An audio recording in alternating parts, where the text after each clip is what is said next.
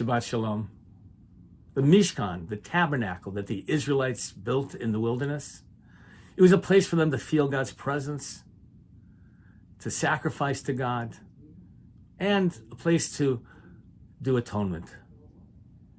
In our Torah portion of Pekudei, the very end of the book of Exodus, they complete that structure of the Mishkan.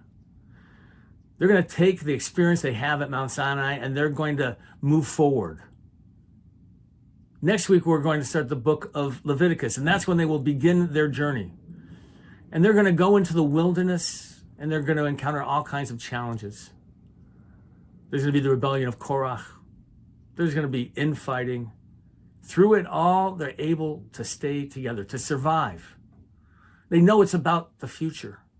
And they have faith in that future to get to the promised land, to be able to dwell in peace, to create a sacred community, to fulfill God's will.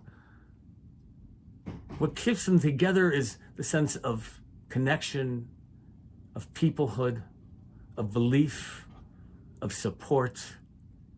That tabernacle, that place is the center of their lives, the center of their marching. On this Shabbat, I wish you all strength and comfort. I wish for all of us the sense of being together, feeling that sense of community. Wishing you all Shabbat Shalom.